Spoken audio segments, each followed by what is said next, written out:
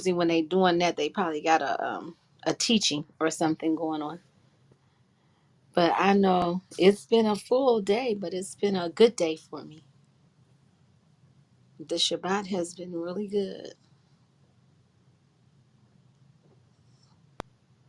I had me some Ethiopian food earlier. Ooh, Yeah, what some kind? Which yeah.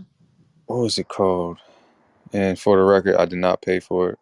I was offered somebody to pay for me, so I did not buy on the Yeah, you didn't buy on the spit Shabbat. because they already know. Nah, so what was it? It was called Tibbs or something like that. It was like lamb with some vegetables and this what is the bread? It's like some kind of Ethiopian wheat. That was good. It's like a wheat kind of. It's like a spongy pancake type of tortilla thing that you eat. You put the meat on. It was Mhm. kind of weird, but it was good. Some salt, spicy onions, and I don't know. It was good. It was good. Ooh, we. Yeah. See, that Yeah, is good. Jera, See, that's what it was. Injera, you got you got baby pampered. That was good. and I had me some iced coffee on the house. Mm-mm-mm. Yeah, you got spoiled today. You got pampered. Everyone needs that. Once in a while, they I had do. to finish it off with some tacos. You finished. You finished it off with tacos. Oh no, I'm about to have some more tacos tonight. On top of some pumpkin bread that was made yesterday. Oh yeah, Duro White. Yeah, that's what my sister got that I think. Duro White. Yeah, that thing look good too. Mm. Oh, that sounds good. Y'all ever had jerk lamb though? I've never had that. I've had lamb before, and lamb is really good. Do you think I think it was lamb. No, that's deer I had. Did I have lamb? I had deer. It was I had venison. venison is banging? But if you've ever had jerk chicken, like you think that's good, Mhm. try some That that's jerk good. lamb. Jerk lamb's even better than that. Ooh, they say lamb is a good meat. They really do say that. I know that venison is that deer meat is good. It's a way to cook it though. Not everybody can cook it. My father-in-law used to cook goat. I know it sounds like it's tough, but he had it tender, y'all. Tender. I am gonna lean off the meat soon. Actually, at least the red meat. I mean, it might take me a little second to get off fish and stuff, but I Mm-hmm. did want to talk to you about the vegan cooking stuff that you was doing because Yeah.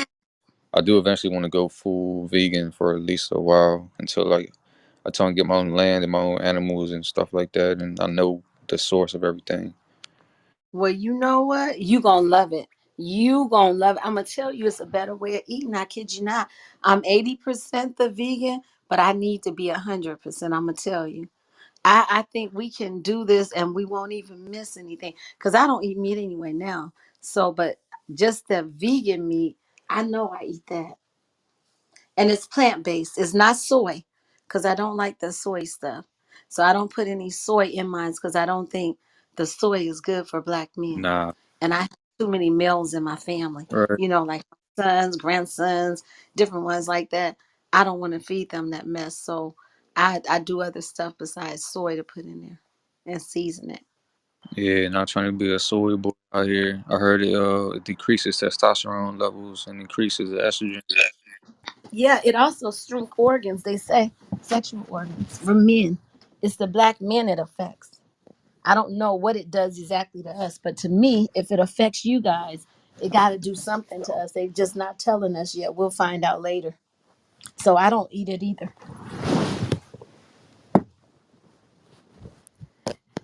So It does a I lot. guess that's gonna be everybody for now. And get this reading started. What about Menelik? He don't want to read any. He reads well. Miguel reads well. Isaac probably reads well. I don't remember him reading. Okay, I'm just calling people out because it's fair because I'm sleepy, y'all. but I want to hear. It's just that I got my license to vote. And I have been reading because I do love to read. Yeah, you read a lot yesterday. I can see why you. No, that didn't make me tired yesterday. It's me staying up and doing stuff, not getting sleep.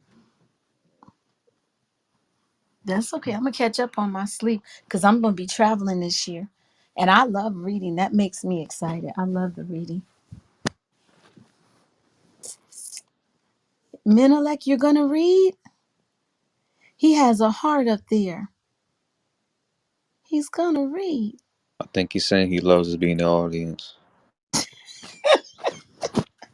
That's not even right, Menelek. I have my hopes all up. That's not right. Miguel, so you just gonna really stay down here and not read? Really? And you know you be reading? So okay. Mm. All right, we can kick it off. Okay. I know that's a lot of reading though for you. He'll said he'll read second half. Yeah, my voice sometimes when I read too much for some reason. But I'm gonna kick it off. Okay. Chapters. All right. But once I get my taco, somebody's going to read. Okay. All right. Chapter 17, when First Samuel. The Philistines assembled their camps for war and assembled themselves at Succoth, that is to Judah. They encamped between Succoth and Azekah in Ephes Damim. So Saul and the people of Yasharal assembled themselves. They encamped in the Terebinth Valley, and they arranged for war against the Philistines. The Philistines were standing on the mountain on one side, and Yasharal was standing on the mountain on the other side, and the valley was between them. A champion went forth from the Philistine camps, whose name was Goliath of Gath. His height 6 cubits and one span. He had a copper helmet on his head and was wearing armor of mail. The weight of the armor was 5,000 copper shekels. He had a copper shield on his legs and a copper neck guard between the shoulders. The shaft of his spear was like a weaver's beam, and the blade of his spear weighed 600 iron shekels. The shield bearer walked before him. He stood and called out to the battalions of Yasharal and said to them, "Why are you going forth to wage war? Am I not the Philistine while you are the servants of Saul? Choose yourselves a man and let him come down to me. If he can fight me and kill me, we will be slaves to you. And if I defeat him and kill him, you will be slaves to us and serve us." Then the Philistine said, "I have disgraced the battalions of Yasharal this day, saying, 'Give me a man and we will fight together.'" Saul and all Yasharal heard these words of the Philistine, and they were terrified and greatly afraid. David was the son of a certain Ephrathite, a man from Bethlehem in Judah. His name was Jesse, and he had 8 sons. In the days of Saul, the man was old and would come among the elders. Jesse's 3 oldest sons left home and followed Saul to war. The names of his 3 sons who went to war were Eliab, the firstborn, second to him, Abinadab, and the third, Shammah. But David was the youngest. Just the 3 oldest followed Saul. David would travel back and forth from Saul's presence to tend his father's flocks in Bethlehem. The Philistine would approach the Israelite camp early morning and evening. He presented himself for 40 days. Jesse said to his son David, "Please take this ephah of toasted grain and these 10 loaves of bread for your brothers, and hurry to the camps of your brothers. And bring these 10 cheeses to the captain of the 1,000. Inquire after the welfare of your brothers, and obtain a report of their welfare." So they and the men of Yasharal were in the Terebinth Valley, fighting with the Philistines. David arose early in the morning, left the sheep with the watchman, and set out as Jesse had commanded him. He came to the encirclement, and the army was going forth to the battle line, shouting battle cries. Yasharal and the Philistines deployed, battalions facing battalion. David left the baggage that was upon him with the keeper of the baggage, and ran to the line. When he arrived, he inquired about after the welfare of his brothers. As he was speaking to them, behold, the champion went forth from the Philistine battalions. Goliath, the Philistine of Gath, was his name, and spoke the above words, and David heard. All the men of Yasharal, when they saw the man, fled from him, and they were very frightened. The men of Yasharal were saying, "Have you seen this man that goes forth? He goes forth to disgrace Yasharal. The king will enrich whoever kills him with great wealth, and give his daughter to him in marriage. He will free his father's family from royal service in Yasharal. David spoke to the men standing with him, saying, what will be done for the man who slays the Philistine and removes disgrace from Yasharal? For who is this uncircumcised Philistine that he disgraces the battalions of the living Elohim? So the people told him regarding this matter, saying, such and such shall be done for the man who kills him. Eliab, his older brother, heard as he was talking to the men, and Eliab became angry with David and said, why did you come down here? And with whom did you leave those few sheep in the wilderness? I am aware of your willfulness and your evil thoughts, that you have come down here in order to watch the fighting. David replied, what have I done now? Was it not mere talk?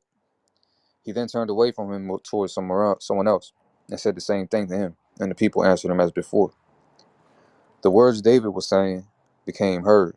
People related them to Saul, and he summoned David. David said to Saul, let no man lose heart because of him. Your servant will go forth and fight this Philistine.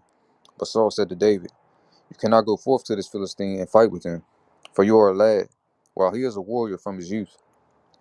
David said to Saul, your servant was a shepherd for his flocks. The lion or the bear would come and carry off a sheep from the flock, and I will go after it, strike it down, and rescue the sheep from his mouth. If it would attack me, I will grab it onto his beard and strike it and kill it. Your servant has slain even a lion and bear, and this uncircumcised Philistine shall be one like them, for he has disgraced the battalions of the living Elohim. Then David said, Yahweh, who rescued me from the hand of the lion and from the hand of the bear, he will rescue me from this Philistine. So Saul said to David, go, and may Yahweh be with you. Saul says dressed David with his own battle garments. He put a copper helmet on his head and dressed him in armor.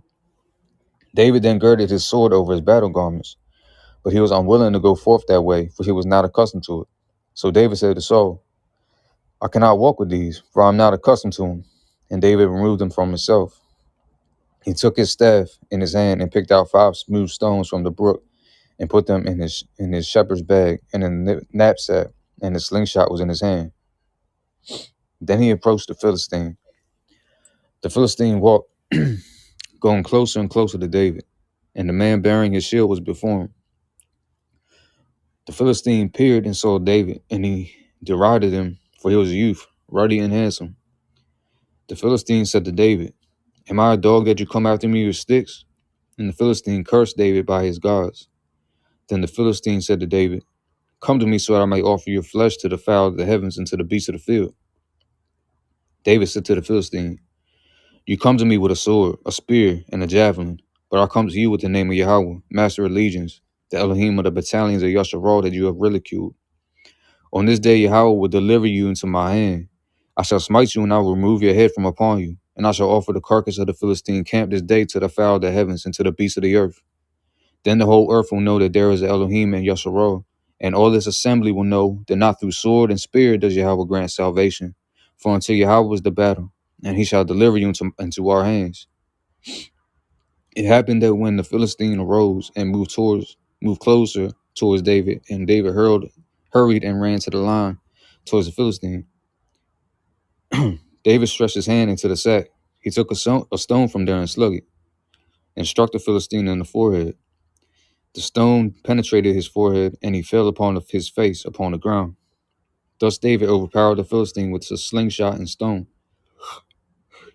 He smote the Philistine and killed him. There was no sword in David's hand. David ran and stood by the Philistine. He took a live sword and drew it from its sheath, having already killed him, and he cut his head with it.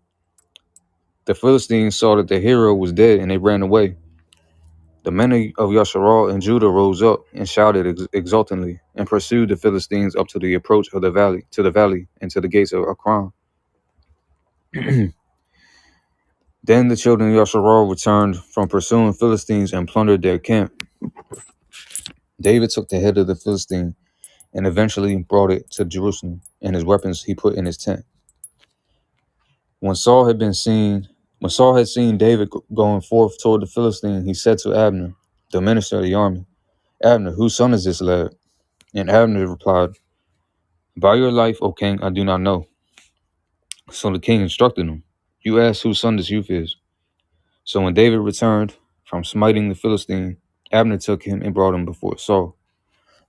While the head of the Philistine was still in his hand, Saul said to him, "Whose son are you, young man?" David replied, "The son of your servant Jesse, the Bethlehemite."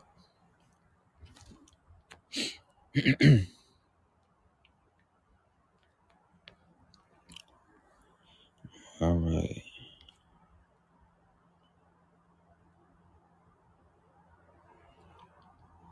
Chapter 18.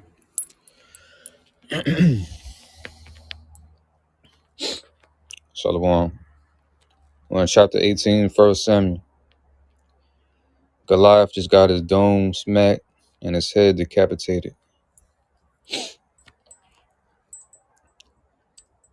It was after David finished speaking to Saul that Jonathan's soul became attached to David's soul, and Jonathan loved him as himself. Saul conscripted him that day and did not permit him to return to his father's home. Jonathan and David sealed a covenant, since each loved the other like himself. And Jonathan took off the robe he was wearing and gave it to David, also his battle garments down to his sword, his bow, and his belt. David went forth, and whatever Saul would send to him to do, he would do successful. He would be successful. Saul appointed him over the warriors, and it was good in the eyes of all the people, and also in the eyes of Saul's servants. It happened that when the troops came back, when David returned from slaying the Philistine, that the women from all the towns of Yasharal came out to sing with cymbals to greet King Saul, with drums, with gladness, and with cymbals. The rejoicing women called out and said, "Saul has slain his thousands, and David his tens of thousands." Saul grew very angry, and this matter was disturbing in his eyes. He said, "They have attributed to David 10,000s, while to me they have attributed thousands. He is lacking only the kingship." See, there's that pride and jealousy, man. And Saul eyed David with suspicion from that day on. It happened the next day that a spirit of melancholy from Elohim came upon Saul, and he raved incoherently in the house. David was playing the harp with his hand as he did every day, and the spear was in Saul's hand. Then Saul hurled the spear, saying to himself, "I will thrust it through David into the wall." But David eluded him twice. Saul feared David, for Yahweh was with him, but he had turned away from Saul. So Saul removed him from his presence and made him captain of 1,000. And he came and went before the people. David was successful in all his ways, and Yahweh was with him. Saul saw that he was very successful, and he was intimidated by him. All of Yasharal and Judah loved David, for he came and went before them. Saul said to David, "Here is my older daughter, Merab. I shall give her to you for a wife, but you must be a warrior for me and fight the wars of Yahweh." All right. Saul said to himself, "Let my hand not be against him. Let the hand of the Philistine be against him." David said to Saul, "Who am I and what is my life? My father's family, my father's family in Yasharal, that I should become a son-in-law to the king." But it happened that when the time came to give Merab, daughter of Saul, to David, she was given instead to Adriel the Mahalathite, as a wife. The Mahalathite. But Michal, daughter of Saul, loved David. They told this to Saul, and it was proper in his eyes. Saul thought, "I will give her to him, and she will be a snare to him, and the hand of the Philistines will act against him." So Saul said to David, "Through one of my two daughters, you will become..." Wait, where was that? "Through one of my two daughters, you will become my son-in-law today." Saul then commanded his servants, "Speak to David in secret, saying, 'Behold, the king desires you, and all his servants like you. So become now the king's son-in-law.'" So Saul's servant spoke these words in David's ears. And David said, "Is it a trivial matter in your eyes to become a son-in-law to the king? I am a poor and simple person." Saul's servants told him, saying, "David spoke these words." Saul said, "So shall you say to David, 'The king desires no dowry, only 100 Philistine foreskins to avenge the enemies of the king.'" Saul intended to have David fall at the hands of the Philistines.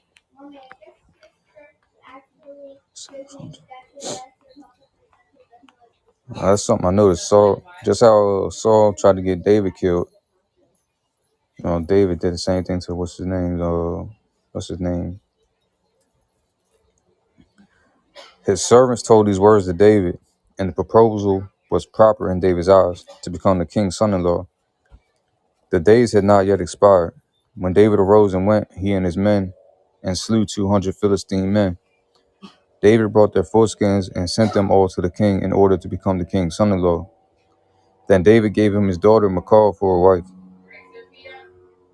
Saul saw and understood that Yahweh was with David, and that Michal, Saul's daughter, loved him. So Saul continued to fear David even more, and Saul harbored enmity towards David all the days.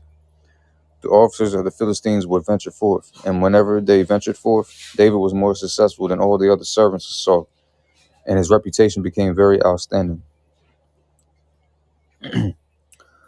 Chapter 19. Saul spoke to Jonathan his son and to all his servants about killing David, but Jonathan son of Saul liked David very much. So Jonathan told David, saying, "My father Saul is trying to kill you. Now be cautious tomorrow morning and stay in the secret place and hide yourself. I will go out and stand near my father in the field where you will be, and I will speak to my father about you. I will see what happens and tell you." So Jonathan spoke favorably of David to his father Saul, saying to him, "Let the king not sin against his servant David, for he has not sinned against you, and because his deeds are very good for you. He put his life in his hand and slew the Philistine, and Yahweh granted a great salvation to all of Yasharah. You saw it and rejoiced. So why should you sin with innocent blood to kill David for no reason?" Saul listened to Jonathan's voice, and Saul swore, "As Yahweh lives, he shall not die." So Jonathan called David, and Jonathan told him all these things. Jonathan brought David to Saul and he was before him as he had been yesterday and before. And there was war again. And David went forth and fought against the Philistines. He smote them a great blow, and they ran from him. Then Yahweh's spirit of melancholy befell Saul, while he was sitting in his house with a spear in his hand, and David was playing the harp with his hand. Saul tried to thrust the spear through David in the wall, but he slipped away from Saul, and the spear hit the wall. David ran away and escaped that night. Saul sent messengers to David's house to keep watch over him and kill him in the morning. His wife Michal told David, saying, "If you do not act to escape with your life tonight, you will be killed tomorrow." So Michal lowered David through the window, and he left. He fled and escaped. Michal then took mannequins and placed them in the bed, and she put a goat skin at its head and covered it with a cloth.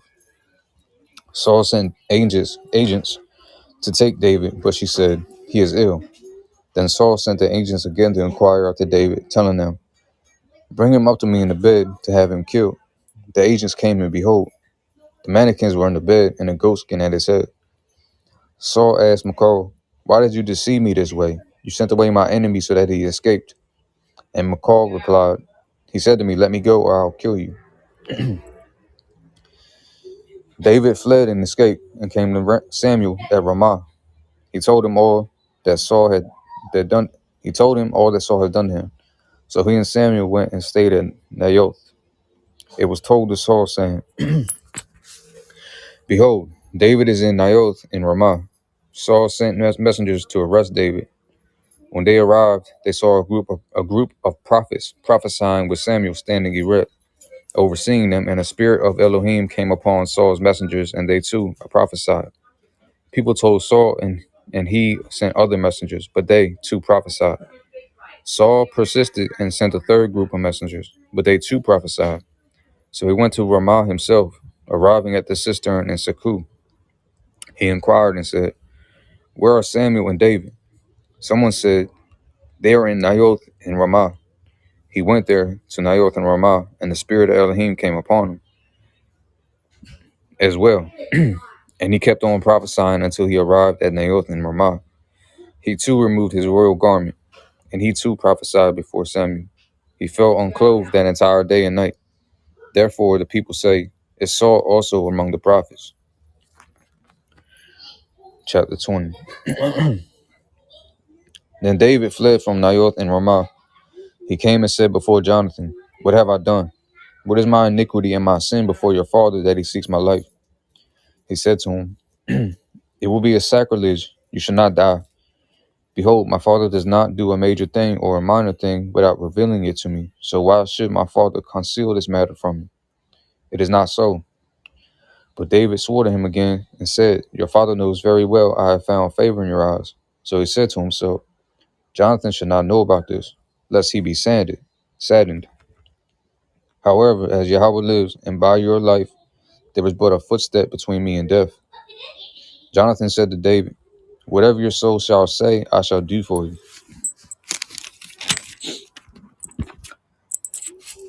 David said to Jonathan, Behold, tomorrow is the new moon, or new month, when I would usually sit with the king to eat. Grant me leave, and I will hide in the field until the third evening of the month. If your father notices my absence, you shall say to him, David asked me to let him run to his hometown, Bethlehem, for there is an annual feast offering there for the entire family. If he says thus, Good, then it is well for your servant. But if he gets very angry, then know that the evil decree has become final with him. Do this favor for your servant, for you have brought your servant into a covenant of Yahweh with you. If I am guilty of an iniquity, kill me yourself. Why bring me to your father? Jonathan said, Far be it from you. Far be it from you. For if I knew that the evil decree has become final with my father, would I not tell it to you? David then said to Jonathan, Who will tell me if your father answers favorably or if your father answers you harshly? So Jonathan said to David, Come, let us go out to the field. And they both went out to the field. Jonathan said to David, I swear by Yahweh, the Elohim of Yasharal, that I will probe my father at this time on the third day from now. And behold, if it is good for David, will I not send in for you and reveal it to you? Such shall Yahweh do to Jonathan, and such shall he do further. If it pleases my father to harm you, I will reveal it to you, and I will send you away that you may go to peace. And may Yahweh be with you as he was with my father. I need not ask anything of you. If I will still be alive when you become king, for would you not do with me the kindness of Yahweh, so that I will not die? But do not cut off your kindness from my descendants forever, not even when Yahweh cuts each of David's enemies off from the face of the earth. Jonathan also sealed a covenant regarding David's household and added, May Yahweh exact punishment from the enemies of David. Jonathan again adjured David because of his love for him, for he loved him as he loved himself. Jonathan said to him, Tomorrow is the new moon, and you will be missed because your seat will be empty. For 3 days you are to remain far down and come to the place where you hid on the day of the incident, and stay near the marker stone. I will shoot 3 arrows in that direction as if it were shooting a target. Behold, I will then send the lad, saying, Go find the arrows. If I say to the lad, Behold, the arrows are on this side of you, then you yourself may take the arrows in return. For it is well with you, and there is no concern as Yahweh lives. But if I say to the boy, Behold, the arrows are beyond you, then go, for this is a signal that Yahweh has sent you away. But this matter of which we have spoken, I and you, behold, Yahweh remains witness between me and you forever. David concealed himself in the field. It was the new moon, and the king sat at the meal to eat. The king sat at his seat as at other times, at, at the seat by the wall. Jonathan stood up, and Abner sat at Saul's side, and David's seat was empty. Saul said nothing on that day, for he thought, It is a coincidence. He must be impure, for he has not been cleansed. It was the day after the new moon, the second day of the month, and David's place was empty. So Saul said to Jonathan, his son, Why did the son of Jesse not come to the meal either yesterday nor today? Jonathan answered Saul, David asked me for permission to go to Bethlehem. He said, Please grant me leave, for we have a family feast offering in the city, and he, my brother, summoned me. So now, if I have found favor in your eyes, please let me be excused, that I may see my brothers. That is why he did not come to the king's table. Saul's anger flared up at Jonathan, and he said to him, Son of a pervertly rebellious woman, do I not know that you choose the son of Jesse? to your own shame and the shame of your mother's nakedness. For all the days that the son of Jesse is alive on earth, you and your kingdom will not be established. And, and now send and bring him to me, for he is deserving of death. But Jonathan spoke up to his father Saul and said to him, why should he die? What has he done? Saul hurled the spear at him to strike him. Jonathan then realized that his father had decided to kill David. Jonathan arose from the table enraged. He did not partake of food on that second day of the month, for he was saddened over David, and because his father had humiliated him. It happened the next morning that Jonathan went out to the field for the meeting with David, and the young attendant was with him. He said to his attendant, please run and find the arrows that I shoot. The attendant ran, and he shot the arrow to go beyond him. The attendant arrived at the place of the arrow that Jonathan shot, and Jonathan called out after the attendant and said, is not the arrow beyond you? Jonathan then called out after the attendant, quickly, hurry, do not stand still. Jonathan's attendant gathered the arrows and came to his master. The attendant knew nothing. Only Jonathan and David understood the matter. Jonathan gave his equipment to his attendant and said to him, go, bring it to the city. The attendant went, and David stood up from near the south side of the stone. And he fell on his face to the ground and prostrated himself 3 times. Each man kissed the other, and they wept with each other, until David wept greatly. Jonathan said to David, go to peace. What the 2 of us have sworn in the name of Yahweh, saying, Yahweh shall be a witness between me and you, and between my offspring and your offspring, shall be forever. Hold on, y'all. I'm gonna get something to drink. I'm gonna eat some of these tacos. If somebody wanna come, take over a little bit, I'm gonna take a little intermission.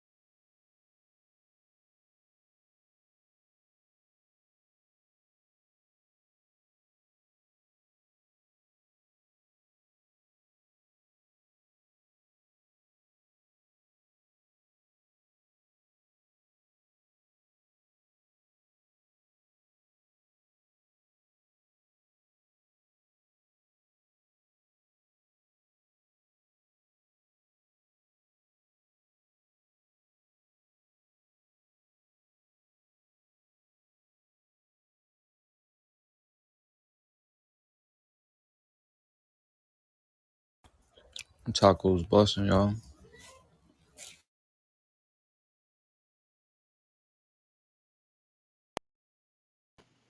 Hi, good evening. So I guess I'll take over for a reading from you. Can I know where you left off though?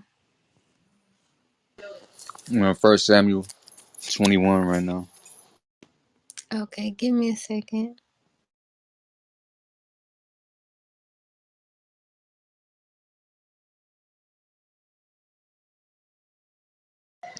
Menele, appreciate y'all coming out to read.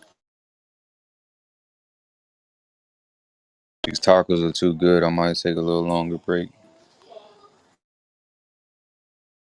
Yeah, yeah, no doubt. So, yeah, Sister Asia, you want to trade off on chapters, and we just finish it out in the second half or whatnot. And Brother Scattered, you got that art scroll stones to knock, bro. Come test out the sword, man. Come read, bro.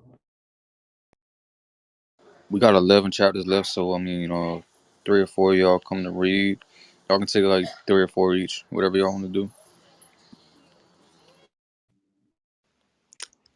Okay, so I heard you say Samuel 21 and what? Con.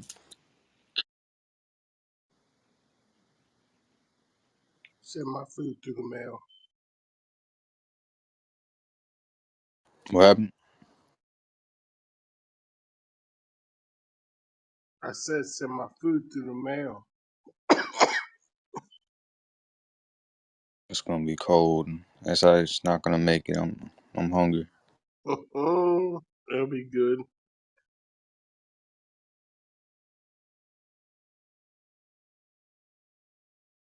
But yeah, y'all, we're in First Samuel, chapter 21. Whoever wants to take over. They're like 3 chapters, 4 chapters each. All right. While I can, I don't know why my I'll Bluetooth read stops verse. working sometimes. Oh, Yeah. sorry. While I can right now, I'm gonna read from chapter 21. So First Samuel, chapter 21, and I'm gonna read. David arose and left, and Jonathan came back to the city. David to Nob, to Ahimelech to Kahan.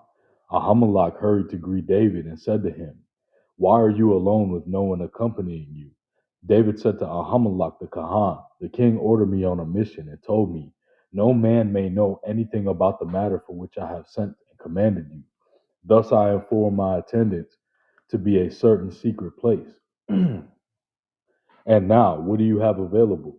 5 loaves of bread? Give them, or whatever there is, into my hand. The Kahan answered David, saying, "I have no ordinary bread available. There is only sacred bread, provided that your attendants have kept themselves from women." David answered the Kahan and said to him, "Women have been withheld from us yesterday and the day before. Moreover, when I left, the garments of the attendants were pure. Even though this is a mundane mission, surely today will remain sacred in a proper vessel." So the Kahan gave him sacred food, for there was no other bread there except for the showbread that was being removed from before Adonai in order to place hot bread on the day it is taken off. Now, there on that day were one of Saul's servants who lingered before Yahweh. His name was Dog the Edomite. He was the chief of Saul's shepherds. David then said to Ahimelech, "Perhaps you have here under your hand a spear or sword, for I did not take my sword and my weapons with me, since the king's mission was urgent." The Kahan said, "The sword of Goliath, whom you slew in Tarabanah valley, is wrapped up in a cloth behind the ephod. If you want to take it, for there is none other here except for it." And David said, "There is none like it. Give it to me." David arose and fled from Saul on that day, and he came to Achash, king of Gath. The servants of Achash said to him, "Is this not David, the king of the land? If it's not him that they sing with timbrels, saying, 'Saul has slain his thousands and David his 10,000s.'" David took this matter to heart and was greatly afraid of Achash, the king of Gath. So he changed his demeanor in their eyes and feigned madness while in their presence. He scribbled on the doors of the gateway and let his saliva drip into his beard. Akash said to his servants, "Behold, do you see the man is mad? Why do you bring him to me? Do I lack mad men that you have brought this one to carry on madly before me? Should this person enter my house?" David went from chapter 22. David went from there and escaped to the cave of Adullam. His brothers and his father's house heard about this and went down to him there. They gathered to him, every man in distress, every man with a creditor, every man with an embittered rawak. And he became their leader, with him about 400 men. David went there to Mazpah of Moab, and he said to the king of Moab, "Let my father and mother come out here and be with you until I know what Elohim will do with me." So he escorted them. So he escorted them to the king of Moab, and they stayed with him all the days David was in the fortress. Gad and the prophet, Gad the prophet said to David, "Do not stay in the fortress and go and get yourself in the land of Judah." Till David went and arrived in the forest of Harat. Saul heard that David and the men that were with him been discovered.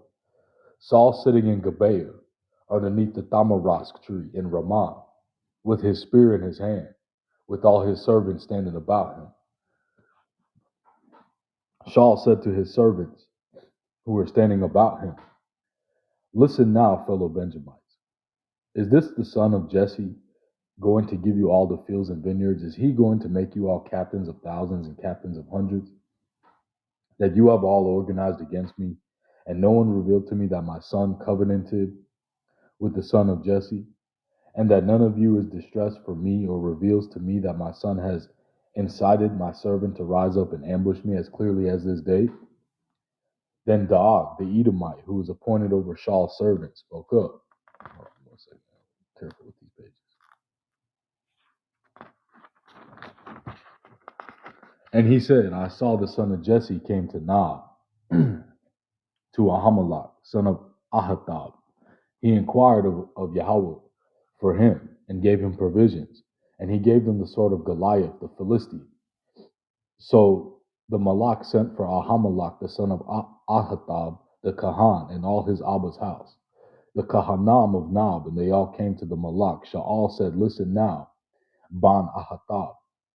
And he said, Here I am, my Adonai. Shaul said to him, Why did you organize against me, you and the Ban Jesse, by giving him food and a sword and inquiring of Elohim for him, so that he could arise and ambush me as clear as this day? Ahimelech answered the Malach and said, Who among all your servants is trustworthy as the Wat? He is the Malach's son-in-law, obeys your bidding, and is honored in your bayat. Did I begin today to inquire for him of Elohim? It will be sacrilegious for me to betray the Malach. Let the Malach not accuse his servant or my Abba's entire bayat of anything, for your servant did not know anything small or great about this. But the Malach said, You must die, Ahimelech, you and your Abba's bayat. The Malach said to the footmen who stood about him, Surround and kill the Kahanim of Adonai, because their hand is also with Dawad, and because they knew that he was fleeing and did not inform me. But the servants of the Malach were not willing to send forth their hand to slay the Kahanim of Adonai. So the Malach said to Daag, You circle around and slay the Kahanim. Daag, the Edomite, circled around and killed the Kahanim. On that day he killed 85 men, wearers of linen robes. And Nob, the city of the Kahanim, killed by the blade of the sword, man and woman alike, child and suckling alike, oxen, donkey, and sheep. And one Ban of Ahimelech, the Ban of Ahitub, his name was Abiathar, escaped, and he fled to Dawad. And Abiathar, Lamar Dawad, said to Dawad that Shaul had massacred the Kahanim of Yahweh. Dawad said to Abiathar, I knew on the day that the Adonai, was there, and he would certainly inform Shaul. I am responsible for every life of your Abba's Bayat, your house. Stay with me and fear not, for the man who seeks my life seeks your life as well. You are safe with me. Chapter 23. They told David, saying, Behold, the Philistines are battling against Kaliah, and they are pillaging the granaries. Dawad inquired of Yahweh, saying, Shall I go and strike down these Philistines? And Yahweh replied to Dawad, Go and strike the Philistine and save Kaliah. But Dawad's men said to him, Behold, we are afraid, even here in Yehuda. How much more so if we go to Kaliah, to the Philistine lines? So Dawad inquired again of Adonai, and Adonai answered him, Arise and go down to Kaliah, for I am delivering the Philistine into your yad, or your hand. Dawad and his men went to Kaliah and battled the Philistine. He led away their livestock and struck them with great blows. Thus Dawad saved the residents of Kaliah. When Abiathar, Ban of Ahimelech, fled to Dawad to Kaliah, he brought the ephod with him. Shaul was told that Dawad had come to Kaliah, and Shaul said, Elohim has delivered him into my hand, for he has been trapped by coming into the city of the gates and barred. So Shaul summoned all the people for war, to go down to Kaliah to besiege David and his men. David learned that Shaul was planning evil against him, and he said to Abiathar the Kahan, Bring forth the ephod. Dawad said, Adonai Yahweh Elohim of Israel, your servant has heard that Shaul seeks to come to Kaliah to destroy the city on my account. Will the inhabitants of Kaliah give me over to his hand? Will Saul come down here, as your servant has heard? Yahweh Elohim of Israel, please tell your servant.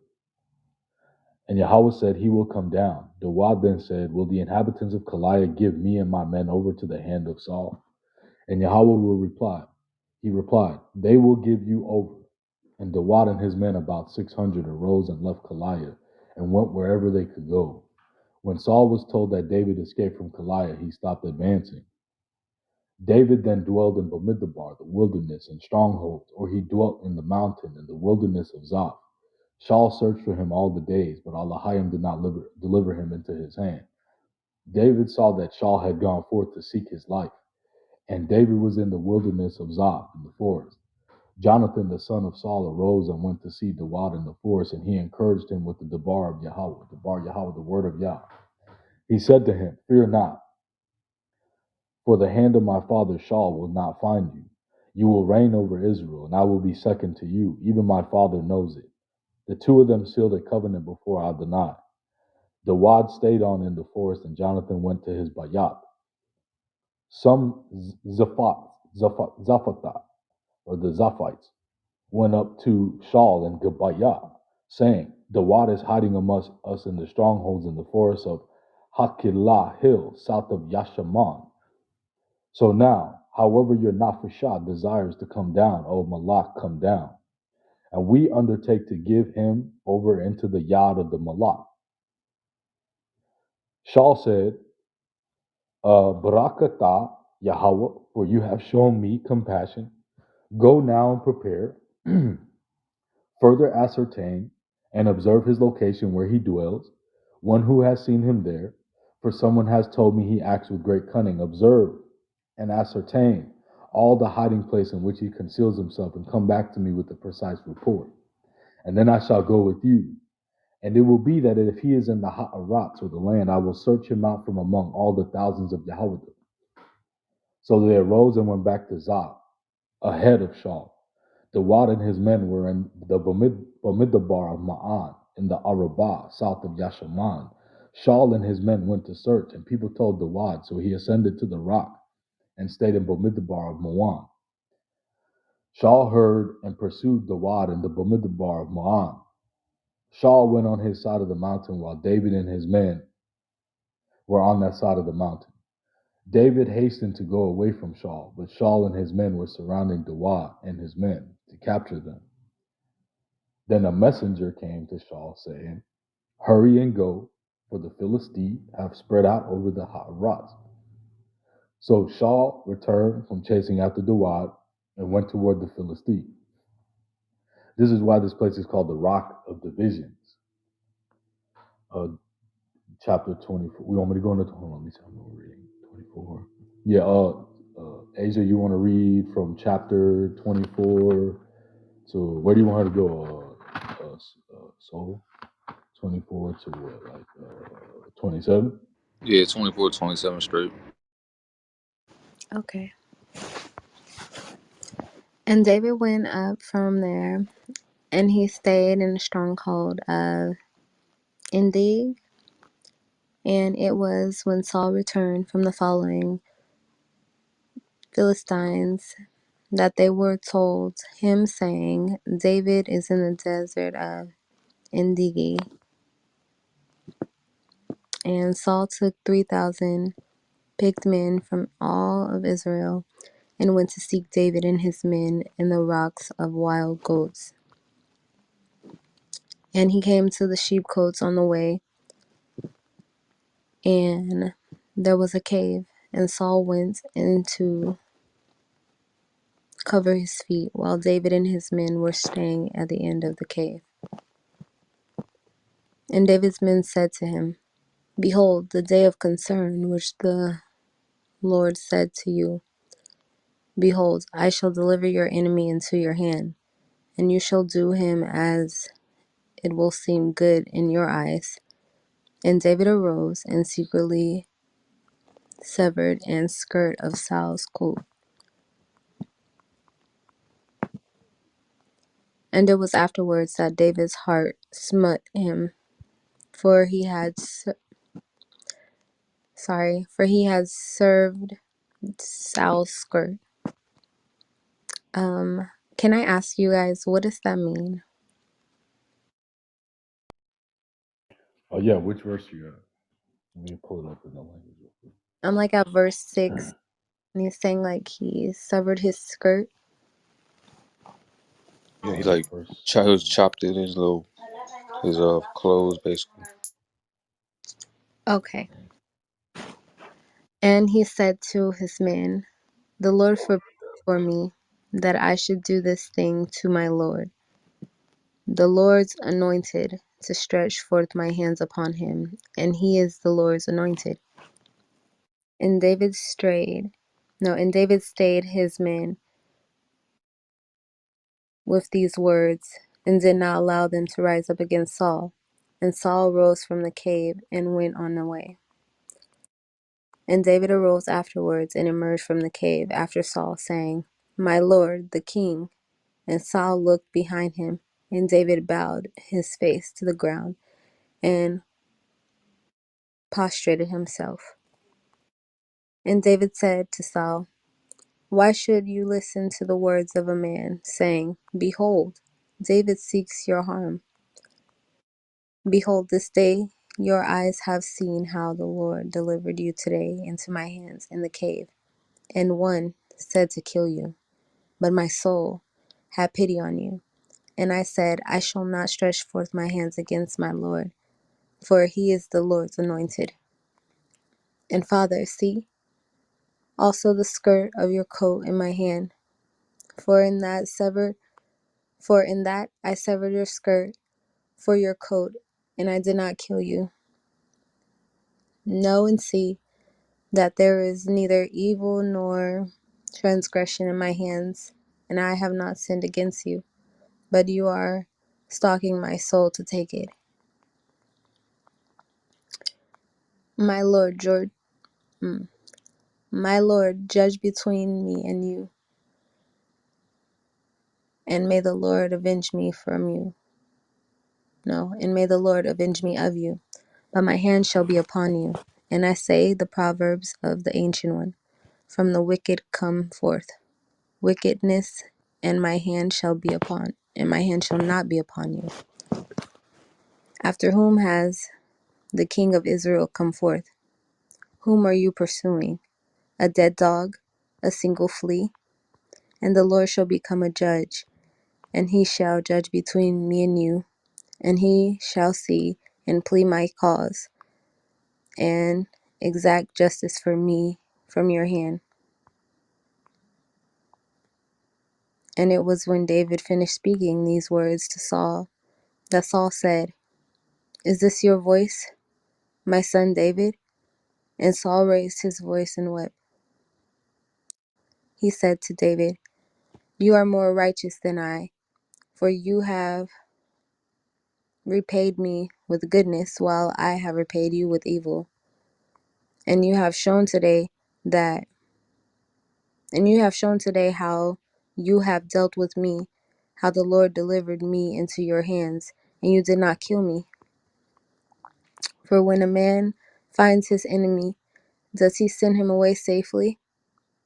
And the Lord repay you with goodness for what you have done to me on this day. And now behold, I know that you will reign, and the kingdom of Israel will be established in your hand. And now swear to me by the Lord that you will not cut off my seed, and you will not destroy my name for my father's house. And David swore to Saul, and Saul went to his home, and David and his men went up to the stronghold.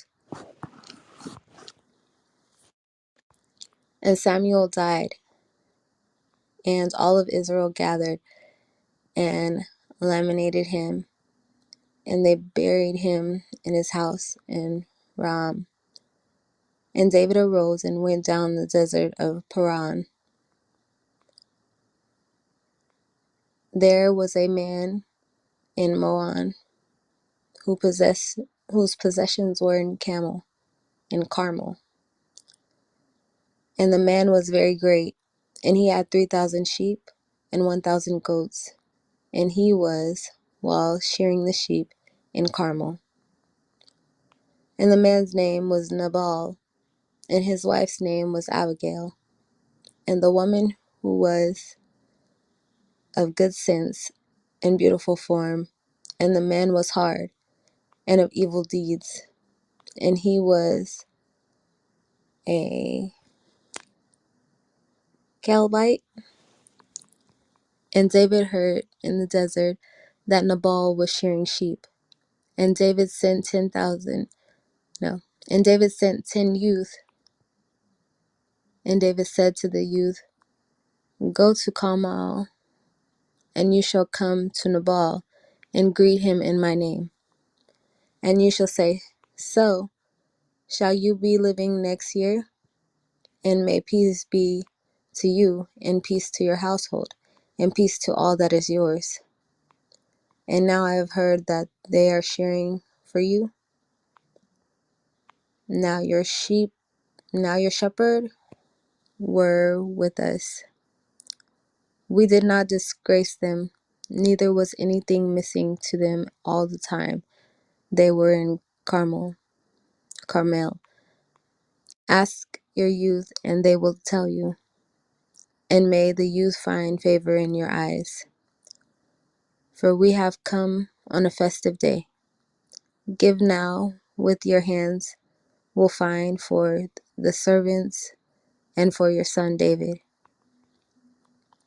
And David's youth came and spoke to Nabal according to all these words, and in David's name, and they rested. And Nabal asked David's servants and said, who is David, and who is the son of Jesse? Nowadays there are many slaves who break away, each one from his master.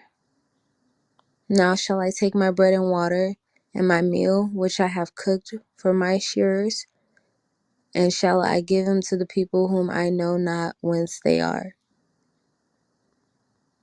And David's youth turned around to their way and returned, and came and told him according to these words. And David said to his men, gird each man his sword. And they geared each man his sword, and David too geared his sword. And they went up after David, about 400 men, and 200 stayed with the luggage. And one youth of the youth told Abigail, his wife, of Nabal, saying, behold, David sent messengers from the desert to greet our master, and he drove them away. And the men are very good to us, and they were not disgraced, nor was anything missing to us all the time we went with them when we were in the field. They were a wall over us, both night and day, all the time we were with them pasturing the sheep. And now know and see what you will do, for the evil has been decided upon and against our master and against our household.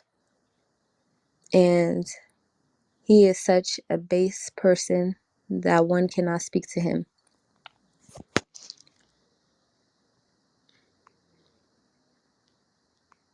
And Abigail hasn't, and she took 200 loaves and 2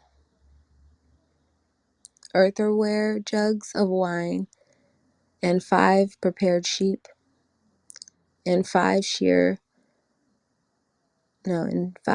of flour and roasted ear of grain and 100 clusters of raisin and 200 cakes of fig, and she placed them on a donkey. And she said to her youth, go on ahead of me. Behold, I am coming after you. And she did not tell her husband Nabal. It was that she was riding on the donkey and coming down under cover of a mountain. And behold, David and his men were coming towards her, and she met them. And David said, Surely in vain have I watched all this fellow has in the desert, so that nothing was missing of all that is his, and he has returned me evil for good. So shall God do to David's enemies, and so shall he continue. If I leave over If I leave over all that he has, and the morning light, even one dog. And Abigail seen David, and she hesitated, and leaned off the donkey, and she fell on her face before David, and prostrated herself to the ground. And she fell at his feet and said, I am me alone, my Lord. Is the iniquity? Now let your handsman speak into your ear, and hearken to the words of your handmaid. Let my let not my Lord take heed on this base fellow of Nabal, for like his name, so is he. Nabal is his ungratefulness. Sorry, my eyes are crying. Um, let not my Lord take heed to the base follow of Nabal, for like his name, so is he. Nabal is his name, and ungrateful is with him. And I, your handmaid, did not see my Lord's youth whom you sent. And now, my Lord, as the Lord lives, and by your life I swear, and that the Lord has withheld you from coming to bloodshed, and from saving yourself with your hands. And now may your enemies and those who seek evil to be my Lord be Nabal. And now this gift which your handmaid has brought to my Lord shall be given to the youth who walk all the way, who walk at my Lord's feet. Forgive not your handmaid's transgression, for the Lord shall make for my Lord a sure house. For my Lord fights the war of the Lord, and let no evil be found in your days. And a man has arisen to pursue you and seek your soul. But my Lord's soul shall be bound in the bundles of the life with the Lord your God. While the soul of your enemies, the Lord will sling it with the hollow of the sling. And it will be when the Lord will do my Lord accordingly to all the good which he has spoken concerning you. And he will appoint you as ruler over Israel. Let this not be you as a stumbling block and remorse to the hearts of my Lord, that you shall have shed blood without cause, that my Lord has avenged himself. And when the Lord will do good to my Lord, you shall remember your maidservant. And David said to Abigail, Blessed is the Lord God of Israel, who has sent you towards me on this day. Blessed is your advice, and blessed to be you, who have restrained me this day from coming into bloodshed, and from avenging myself with my own hands. And indeed, as the Lord God of Israel lives, who has restrained me from harming you, I swear that you had hastened and come towards me, there would not have been left to Nabal until daybreak even one dog.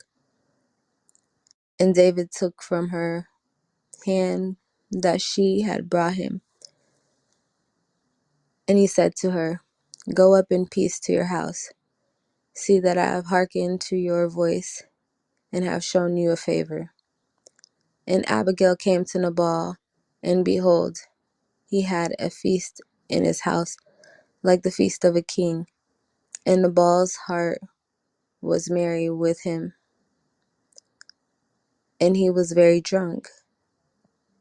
And she did not tell him anything, less or more, until daybreak. And it was in the morning when the wine had left Nabal, and his wife told him these things, and his heart died within him, and he became like stone. And it was just 10 days after that the Lord inflicted a stroke on Nabal, and he died.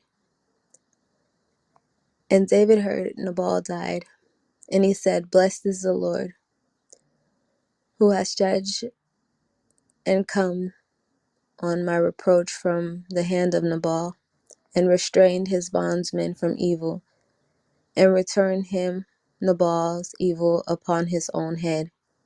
And David sent and spoke concerning Abigail to take her to him for a wife.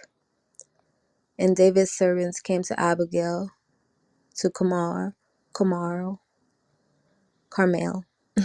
and spoke to her, saying, David has sent us to you to take you to him for a wife.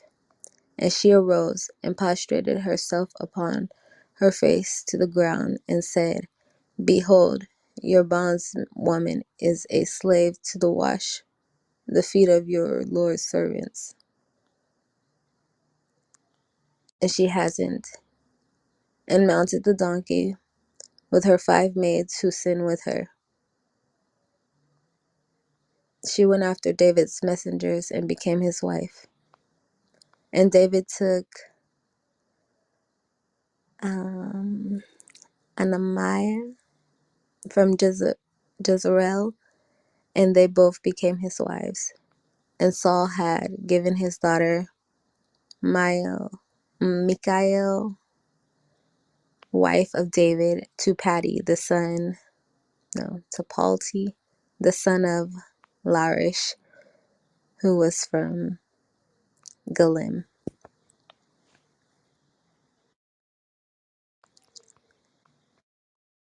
And the Zapharite came to Saul and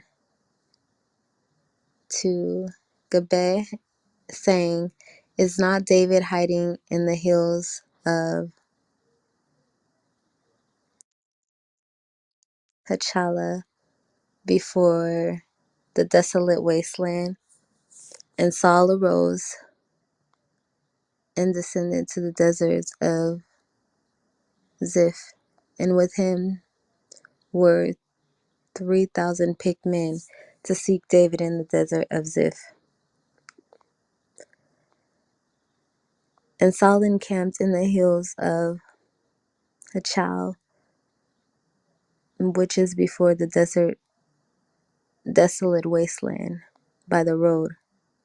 And David was staying in the desert, and it appeared to him Saul had come after him to the desert.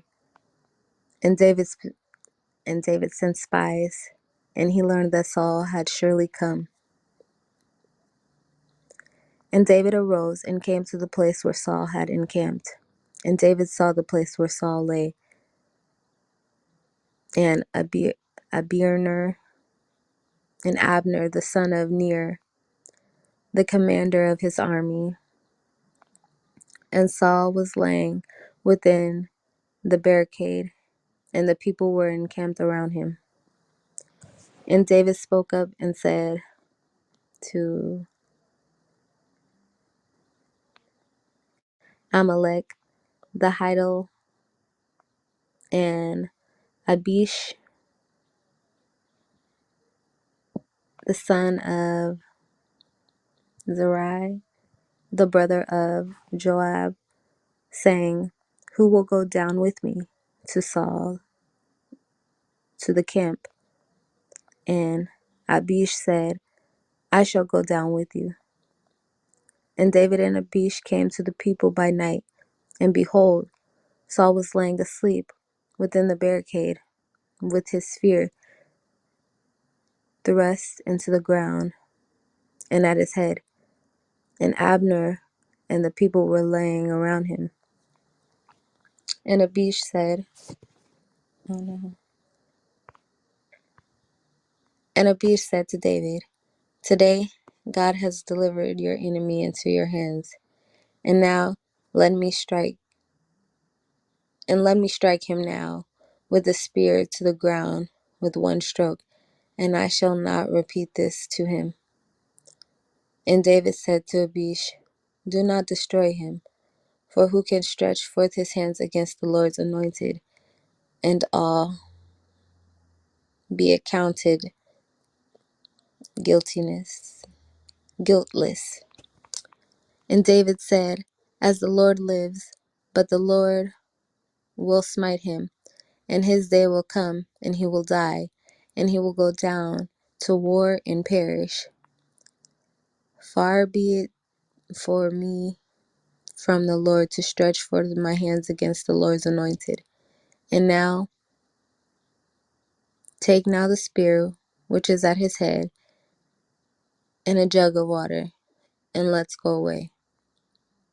And David took the spear and the jug of water from near Saul's head, and they went away. And no one saw, and no one knew, and no one awakened, for they were all asleep, because a deep sleep from the Lord has fallen upon them. And David crossed to the other side and stood up on the mountain peak from afar. A space between them was great. And David called to the people and to Abner, the son of Ner, saying, will you not answer Abner? And Abner answered and said, who are you, and who have called the king? And David said to Abner, you are not a valiant man, and who is like you in Israel? And why did you not guard your lord the king? For one of the people came to destroy the king your lord. This thing which you have done is not good, as the Lord lives, and you are worthy of death, for you did not keep watch over your lord, over the Lord's anointed. And now, see where the king's spear is, and the jug of water which was at his head. And Saul recognized David's voice and said, is that your voice, my son, David? And David said, it is my voice, my lord, O king. And he said, why does my lord pursue his servant? For have I done? For what have I done? And what evil is in my hand? And now, let now my lord the king hear his servant's words. If the Lord has incited you against me, he will accept any offspring. He will accept inner offering. But if the Son of Man curses, but if the sons of man, cursed be they before the Lord, for they have driven me today from cleaving to the Lord's heritage, saying, go worship other gods.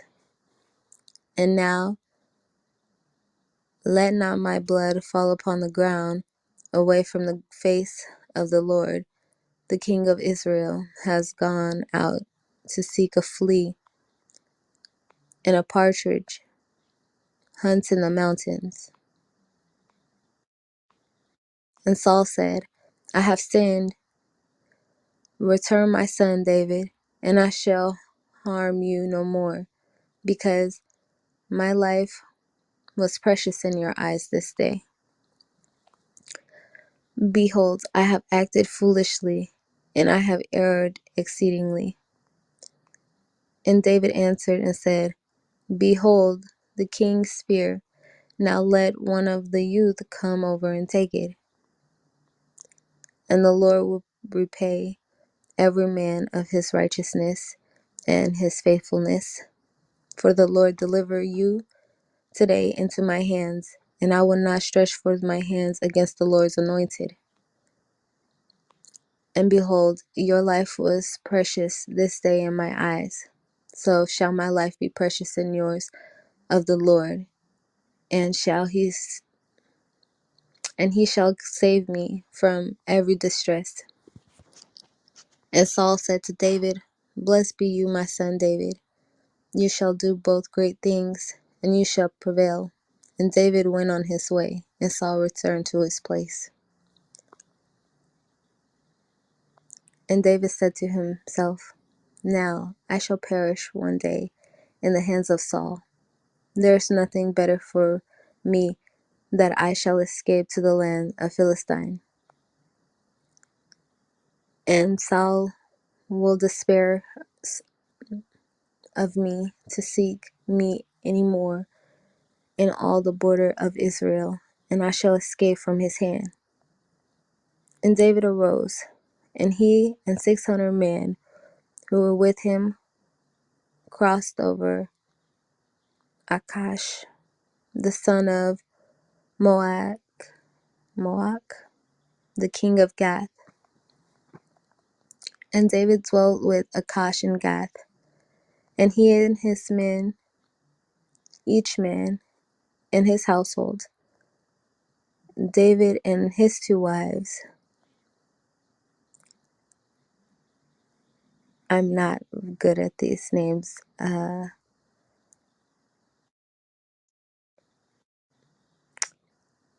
don't know. It's okay. No one really is. Which verse are you at? Verse 3, chapter 27. Or no, chapter 20. Yeah, 27.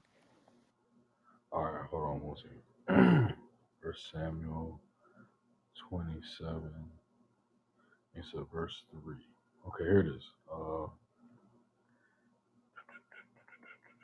And that man won't to, and that man right here where it says this, verse 3, you said.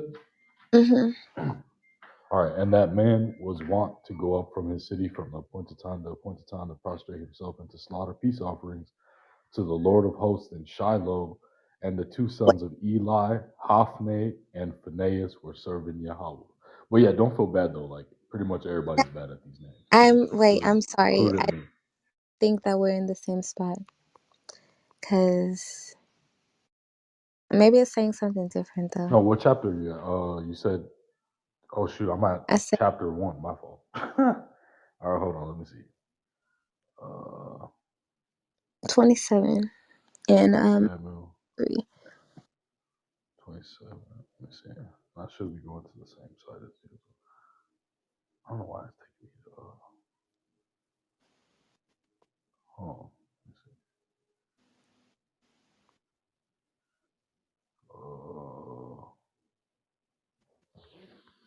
Let me see. First Samuel chapter 27. Why is it not pulling up? First Samuel 27.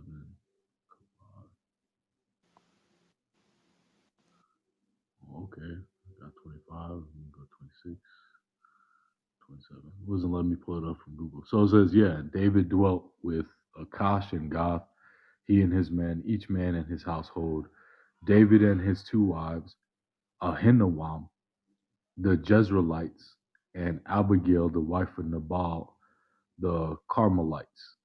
Yeah, don't feel bad. Like, I'm horrible with the names as well, to be real with you. Okay, thank you.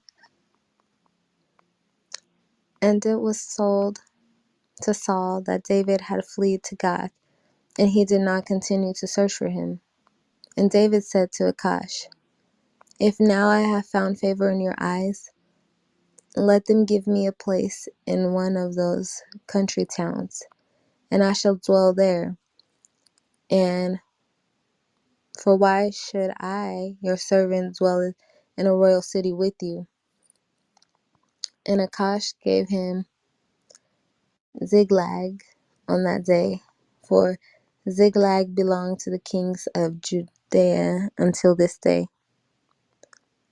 And the number of days which David dwelt in the field of the Palestines was some days and 4 months. And David and his men would go up and raid Gushirites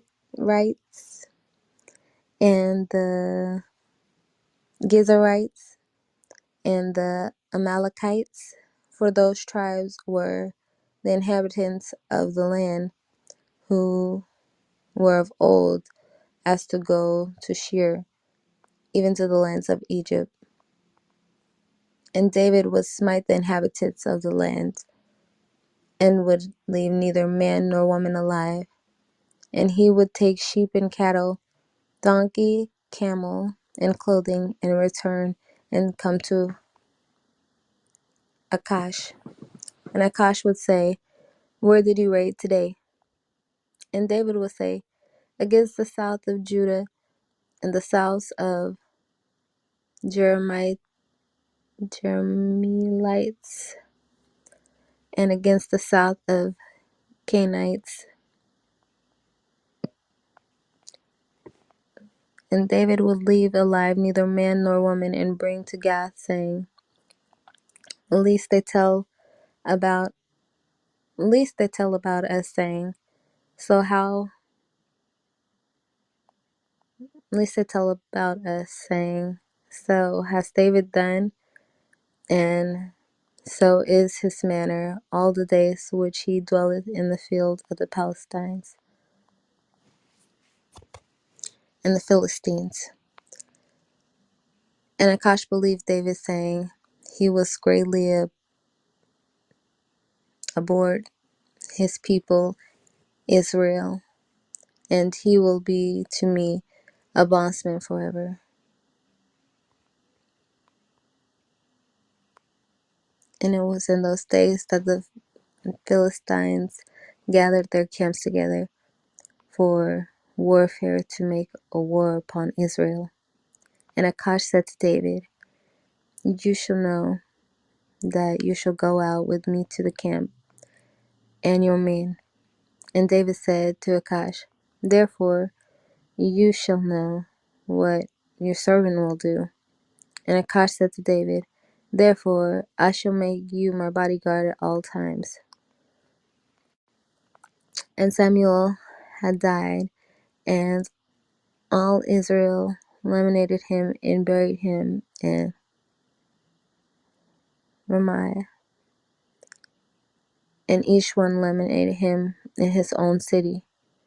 Now Saul had abolished necromancers and those who divine in the Judeo bone from the land. And the Philistines gathered and came and encamped in Shurnam. And Saul gathered all Israel, and they encamped in Gilboa. And Saul saw the camp of the Philistines, and he feared, and his heart trembled greatly. And Saul inquired of the Lord, and the Lord did not answer, neither by dreams, nor by Urim, nor by the prophets. And Saul said to his servant, Seek for me a necromancer, and I shall go to her and inquire her. And her servant said, and his servant said, Behold, there is a necromanceress in Endor. And Saul disguised himself and donned other garments, and he went, and 2 men with him. And they came to a woman by night, and he said, Divine now for me with the necromancy, and conjure up for me whom I shall tell you.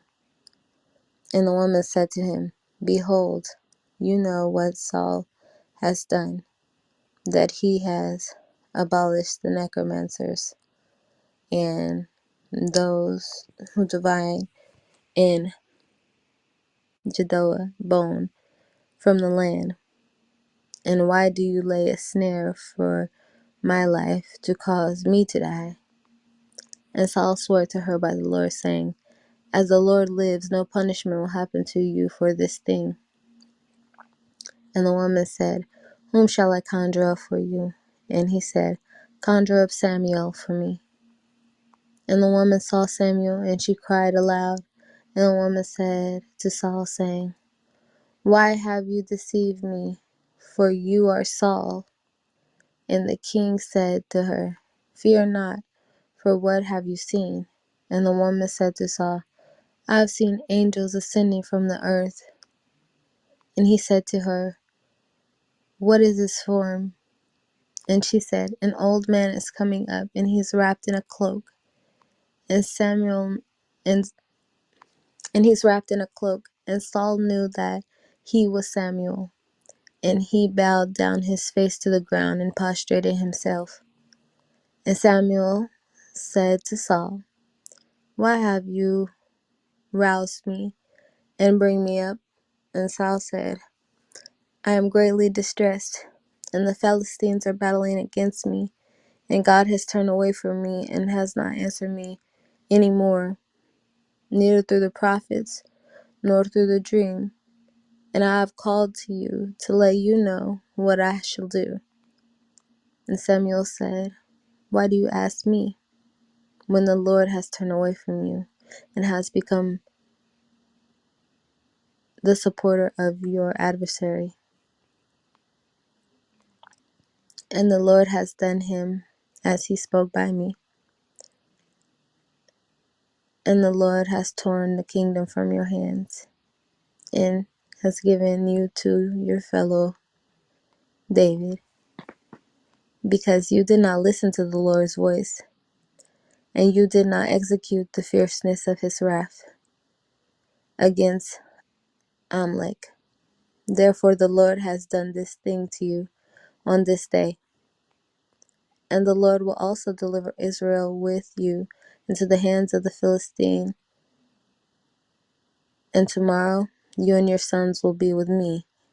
Also, the Lord will deliver the camp of Israel into the hands of the Philistine. And Saul hastened and fell his full length to the ground. And he was very frightened because of Samuel's words. Furthermore, he had no strength, for he had not eaten bread all day and all that night. And the woman came to Saul and saw that he was very much terror stricken. And she said to him, Behold, your handmaid, listen to your voice. And I have put my life in your hand. And I have put my life in my hand, and I obeyed your words which you spoke to me. And now I pray you, you also listen to the voice of your handmaid, and let me place before you a morsel of bread and eat, and you will have strength when you go away. And he refused and said, I shall not eat. And the servants and also the woman urged him, and he listened to their voice. And he arose from the ground and sat upon a couch. And the woman had a fattened calf in the house, and she hastened and slaughtered it. And she took flour and kneaded and baked it from unraveled unleavened cakes. She set it before Saul and before his servants, and they ate. And they rose and went away that night. All right, hold real quick.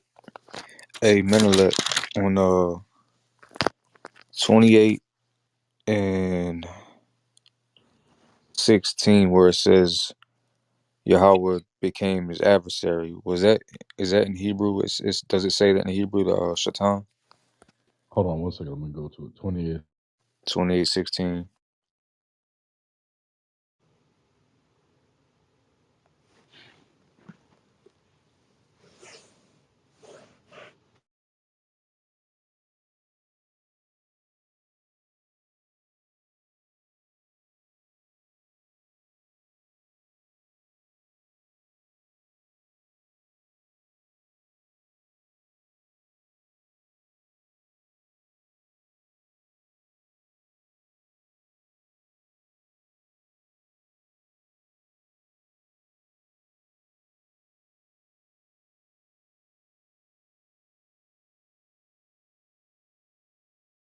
Yeah, my bad. I'm over here. Okay, let me see what it says. Because there's actually like a whole breakdown on when Saul put his spirit. I mean, when the Most High took his spirit from Saul and then put his spirit upon David. Okay, so let me see it. 28:16. Samuel, then Samuel said, "Wherefore does thou ask to see me? And Yahweh is departed from me and is become thy enemy." Okay, let's see. Arak. Arak. Okay. Oh. The word is like Arak, enemy, like Arak, and it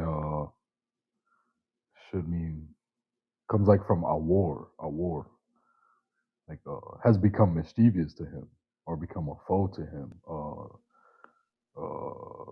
Is it the enemy, a like? adversary, a foe.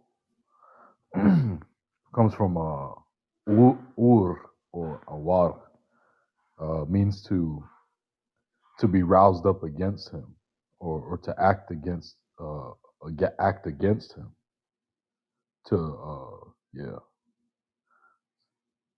But when we get to the part where it's like the spirit of Yahweh like departed from Saul, and then he put like a wicked spirit on him, it says like rawak ra'ah, so like wicked spirit. No, it says ruach ra'ah rawak alahayim, wicked spirit, uh wicked Elohim came upon him. So but we'll get there when it comes out.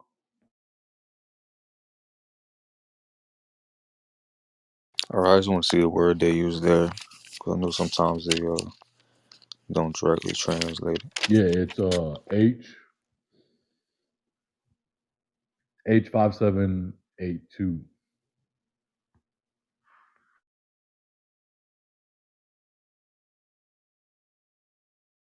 And my bad, y'all. I've been fasting like the whole Shabbat, so I'm like finally starting to eat.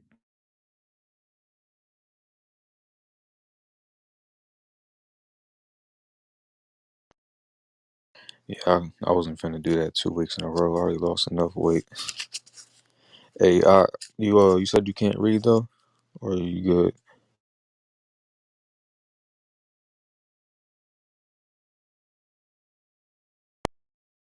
Talking about brother Yeah, D. yeah.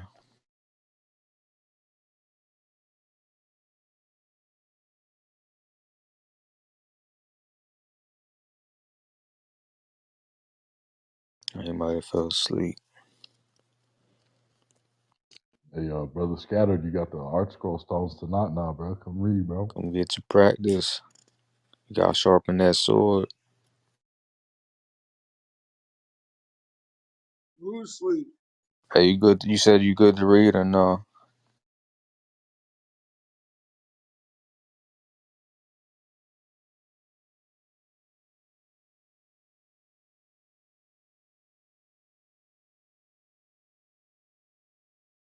I'll take that as a no. All right, scattered. Well, I guess he ain't coming up. I'll just take Oh, I was gonna say I didn't know if you guys were doing I'll something. read after this one. Okay, then after I'll. 29. Yeah. Sorry, so you can take 30 and 31. That's only it's wait, how much we got left? Yeah, there's only two more chapters after this one. Okay. So I'm not sure if you wanted to read it And what chapter is it on the book? Uh, right now.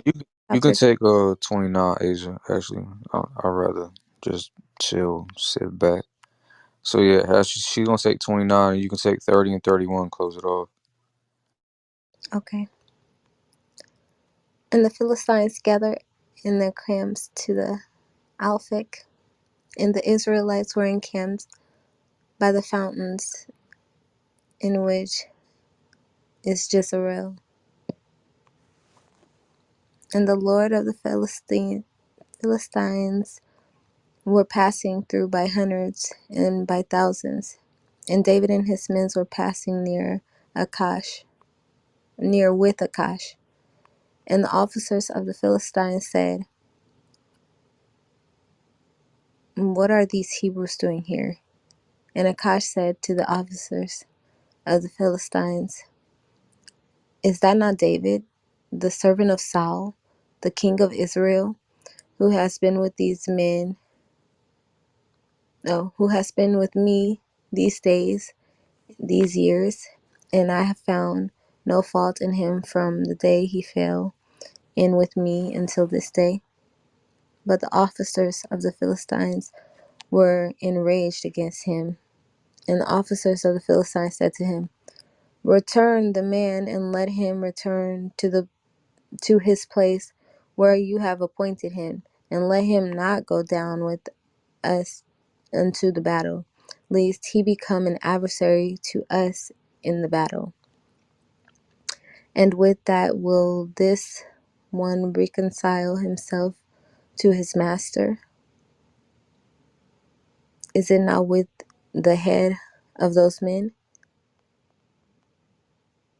Is it not David whom they sang with musical instruments, saying, Saul has slain his 10,000, and David his 10,000?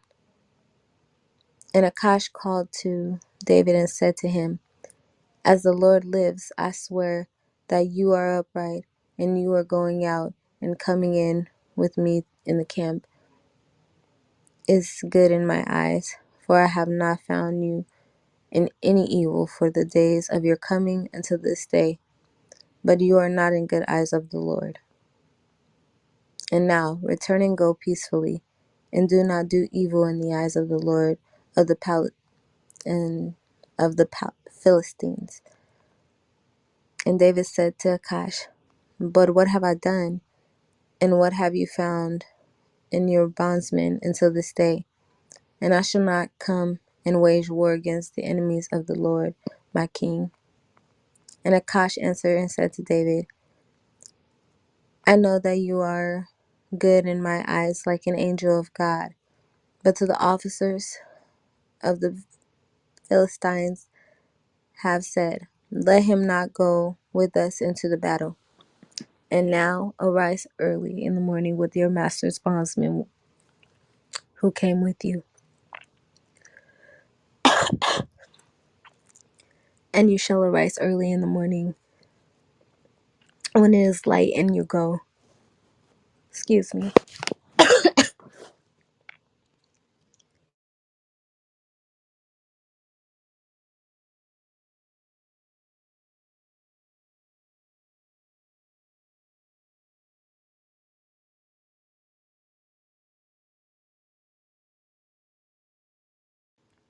Okay, my bad.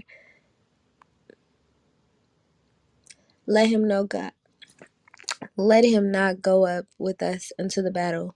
And now arise early in the morning with your master's bondmen who came with you, and you shall arise early in the morning when it is light for you, and go.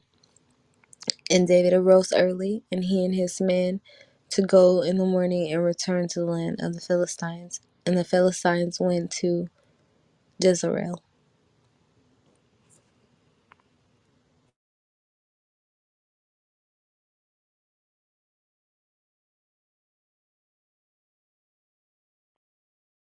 All right, bro. You can say 30 and 31.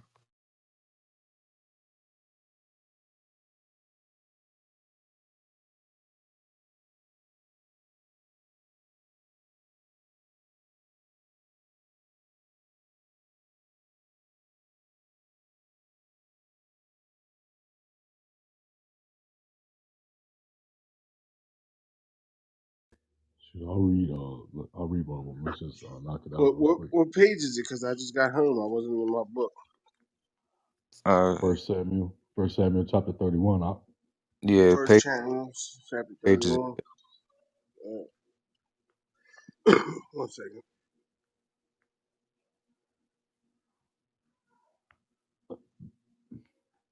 must ride with your sword.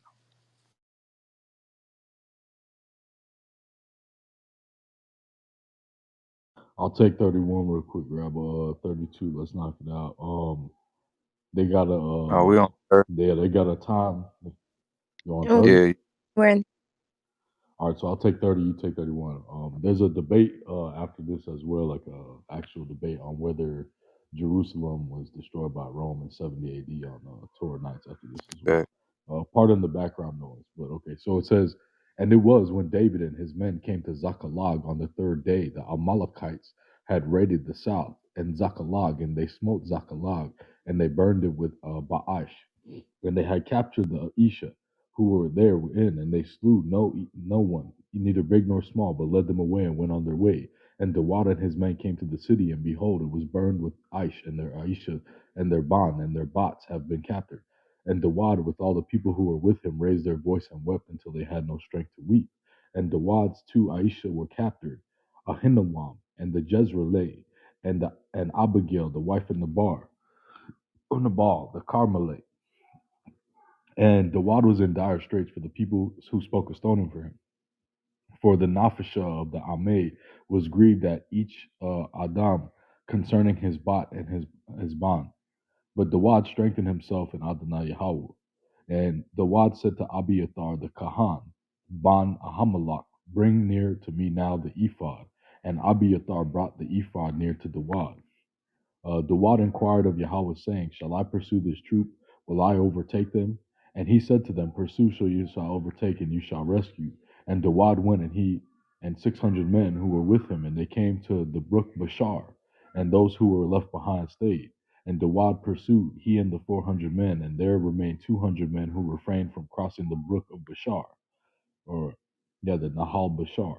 And they found the Mitzri, uh, a Mitzri man in the field, and brought him to the wad, and they came and gave him bread, and he ate. And they gave him mayim to drink.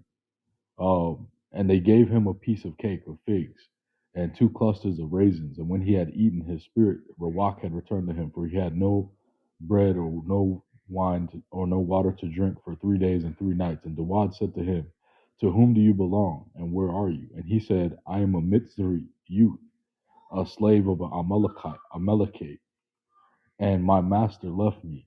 For 3 days ago I fell sick. We made a rain upon the Negeb of the Karathe, and upon which belongs to Yehoiada, upon the Negeb of Caleb, and we burned Zaklag with ice. And Dawad said to him, will you bring me down to this troop? And he said, swear to me You by said with Allahim. ice or fire? Yeah, that's fire. Oh, And Allahim, that you will not put me to death, that you will not deliver me to my Adonai's hand, and you shall bring you down to this troop. And he brought him down, and behold, they were scattered over the entire Arats, eating and drinking and dancing because of the great spoil which he had taken from the Arats of the Philistine and from the Arats of Yahweh. And Dawad smote them from evening until evening, from Arab until Arab to their Moro, and no man of them escaped, except 400 young men who rode on camels and fled. And Dawad rescued all the Amalekite, and had taken, and Dawad rescued his two women, two wives. And there was nothing missing to them, neither small or great, neither bot or bond, nor anything had they taken to themselves. David required everything. And David took all the sheep and all the cattle, and they led before those cattle and said, and this is Dawad's spoil, or Shalal Dawad, Za Shalal Dawad. And Dawad came to the 200 men who had refrained from going after Dawad, and they had stationed them at the Nahal Bashar. And they came toward Dawad and toward the Ameh who were with him. And Dawad approached the Ameh, and he greeted them. La Shalom. He said, La Shalom, La Shalom, Laham, La Shalom. Then every evil and unscrupulous man of the men who had gone with Dawad spoke up and said, since they did not go with me, let us not give them the spoil which we have rescued, but to each man his wife and his children. And he led them away and depart.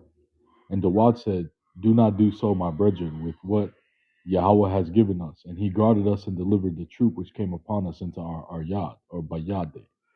And who will listen to you concerning this matter? For as the share of him who goes down to battle, so is the share of him who stays with the luggage, and they shall share alike. And it was from that day on that he made a statute and an ordinance for Yasharal until the Bayam, or the day. And David came to Zakalag and sent of the spoil to the elders of Yahweh, to his friends, saying, here is a present for you from the spoils of the enemies of Yahweh. To those who are in Bayat Al, and to those who are in Ramoth of the Negev, and to those who were in Jatar, or Bayatar, and to those who were in Arawar, and to those who were in Shaphamat, and to those who were in Ashtama, and to those who were in Rachal, and to those who were in the cities of the Jeramaleh, and to those who were in the cities of the Keneh, or Ha Keneh, the Kenites, and to those who were in Harmah, and to those who were in Kawar Ashan, and to those who were in Athak, and to those who were in Hebron, and to all the places which David and his men had frequented.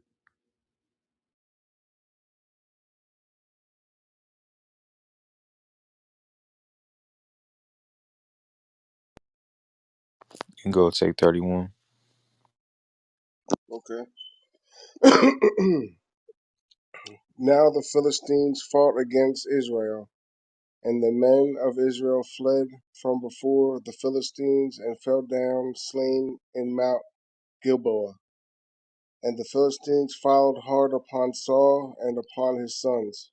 And the Philistines slew Jonathan and Abinadab and Melchishua, Saul's sons. And the battle went sore against Saul, and the archers hit him, and he was sore wounded of the archers. Then Saul unto his armor-bearer, Draw thy sword, and thrust me through therewith, lest these uncircumcised come and thrust me through, and abuse me. But his armor-bearer would not, for he was sore afraid. Therefore Saul took a sword and fell upon it. And when his armor-bearer saw that Saul was dead, he fell likewise upon his sword, and died with him. So Saul died, and his 3 sons, and his armor-bearer, and all his men that same day together. And when the men of Israel that were on the other side of the valley, and they that were on the other side of Jordan, saw that the men of Israel fled, and that Saul and his sons were dead, they forsook the cities and fled, and the Philistines came and dwelt in them. And it came to pass on the morrow, when the Philistines came to strip the slain, that they found Saul and his 3 sons fallen in Mount Gilboa, and they cut off his head, and stripped off his armor, and sent into the land of the Philistines round about, to publish it in the house of their idols, and among the people. And they put his armor in the house of Ashtaroth, and they fastened his body to the wall of Bethshan. And when the inhabitants of Gilead,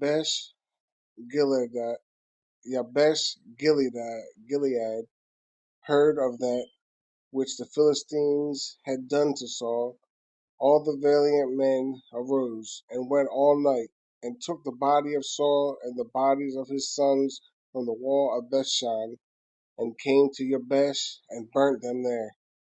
And they took their bones and buried them under a tree at Jabesh, and fasted 7 days.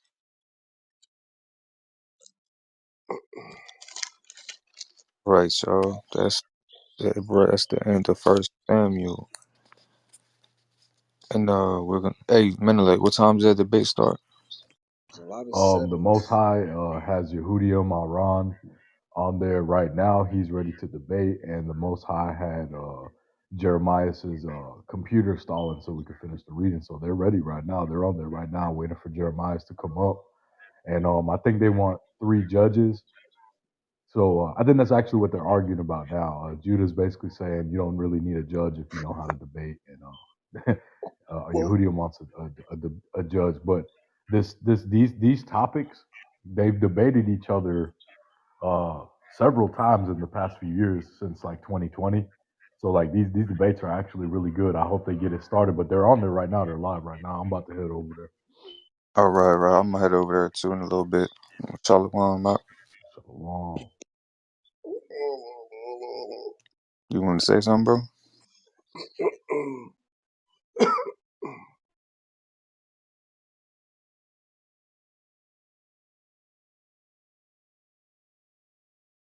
Yeah, all right, y'all.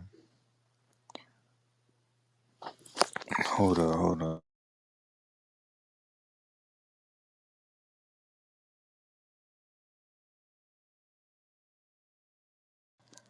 Yeah, not too much I want to discuss right now.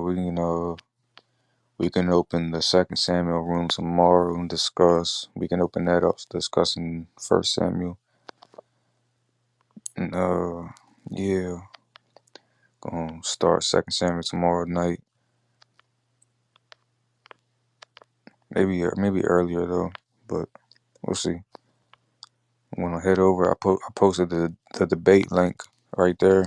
So you might have to refresh the page, pull up till you see that little circle thing spinning, so you can we'll head over to the see this debate if y'all interested. But shalom, shalom, shalom. May Most High protect and bless you all. And yeah, y'all, let's go. Go ahead and watch this debate. All praise to the Most High, y'all. God, all praises.